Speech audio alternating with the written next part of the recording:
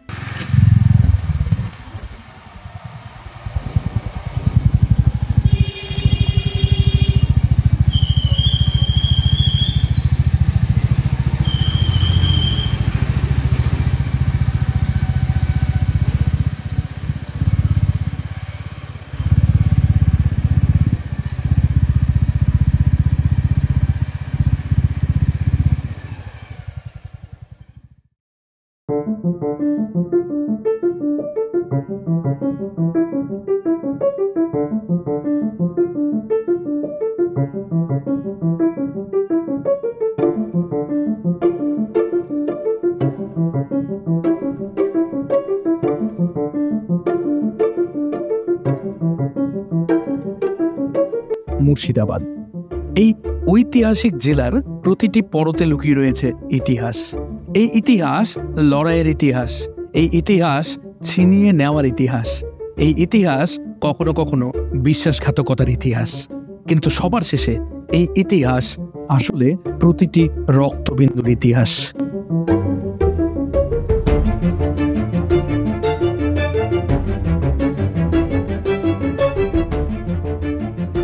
কিন্তু কেন মুর্শিদাবাদ? এর উত্তর জানতে গেলে আমাদের কিন্তু বেশ খানিকটা পিছিয়ে যেতে হবে।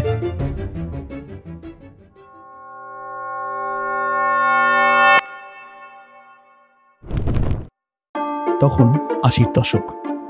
মুর্শিদাবাদ তখনও একটি প্রত্যন্ত গ্রাম প্রধান জেলা হিসেবেই পরিচিত ছিল। এমন সময় ভারত সরকার আরআরবি অ্যাক্ট 1976 দ্বারা গ্রামীণ ব্যাংককে স্বীকৃতি দেয় এবং ফলস্বরূপ ভারতবর্ষে কিন্তু রিজিয়নাল রুরাল ব্যাংক অর্থাৎ গ্রামীণ ব্যাংকের আত্মপ্রকাশ ঘটে। এবং বিভিন্ন সময় গভর্নমেন্ট অফ ইন্ডিয়াও কিন্তু রিজিয়নাল রুরাল ব্যাংক অর্থাৎ গ্রামীণ ব্যাংককে গ্রামীণ বাংলার অন্যতম সহায়ক হিসাবে স্বীকার করেছে। So as you know, the news from rural India has not been very encouraging recently. There have been unseasonal rains, there have been farmer suicides, there have been all kinds of stories of distress. But within that rather landscape, regional rural banks are a bright spot. কিন্তু এই গ্রাম বাংলাকে প্রবল পরিশ্রম করে যারা service দিতেন তাদের জন্য কি ছিল? সেখানে অনেক কিছুই ছিল না।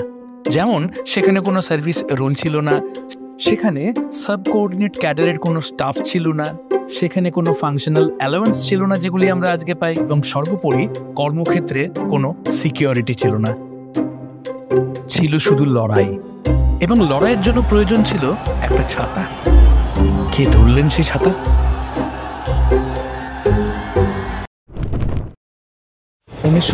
খ্রিস্টাব্দের ১লা এপ্রিল। হ্যাঁ, ১লা এপ্রিল এই দিনটি ব্যাংকিং পার্লান্সের খুব ইম্পর্ট্যান্ট একটি দিন। কিন্তু গ্রামীণ ব্যাংকের ইতিহাসে ১৯৭৬ খ্রিস্টাব্দের ১লা এপ্রিল বোধহয় তার থেকেও বেশি গুরুত্বপূর্ণ। তিনি এলেন একটি শিক্ষকতার চাকরি ছেড়ে এবং দ্বিতীয় শ্রেণীর কামরায় সফর করে তিনি এলেন গ্রামীণ ব্যাংকের আপামর কর্মচারী বৃন্দকে একটি নতুন লড়াইয়ের শিক্ষা দিতে। There are so much disparities in the RRD staff. Inflation allowances and benefits. What you are doing? Why can't you raise a slogan? তিনি এলেন দাদা মুখার্জি, কমরেড দিলীপ মুখার্জি। গ্রামীণ ব্যাংক কর্মচারীদের খোলা আকাশে তিনি তখন আস্ত একটি সূর্য। রিজার্ভ ব্যাংক অফ ইন্ডিয়ার কলেজ অফ এগ্রিকালচারাল ব্যাংকিং অর্থাৎ সিএবি, তখন সেটি বিখ্যাত ছিল গ্রামীণ ব্যাংকের ব্রাঞ্চ ম্যানেজারদের একটি ট্রেনিং সেন্টার হিসেবে। এইখানেই দাদা মুখার্জি শুরু করলেন তার যাত্রা। ৩৯ জন ব্রাঞ্চ ম্যানেজারের সাথে তিনি মিটিং করে তাদের শেখালেন তাদের মৌলিক অধিকার এবং ন্যায্য দাবিগুলি সম্পর্কে। কিভাবে গ্রামীণ ব্যাংক কর্মচারীরা বাকি সর্বভারতীয় ব্যাংক কর্মচারীদের তুলনায় বিভিন্নভাবে বঞ্চিত হচ্ছেন, সেই রাস্তা দেখালেন কমরেড দিলীপ মুখার্জি। শুরু হলো একের পর এক দাবি নিয়ে লড়াই, এবং কিভাবে সেই দাবিগুলি সোচ্চার কণ্ঠে রাখতে হবে সমাজের কাছে এবং সেই মৌলিক অধিকারগুলি ছিনিয়ে নিতে হবে, সেই লড়াইটিও কিন্তু শেখালেন সেই comrade Dilip Mukherjee.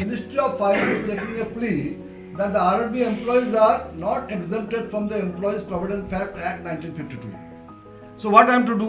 He asked me. You have to write a letter to Ministry of Finance. Okay, you make a draft and come to it. So we prepared a draft. He asked his secretary, is it okay? Okay.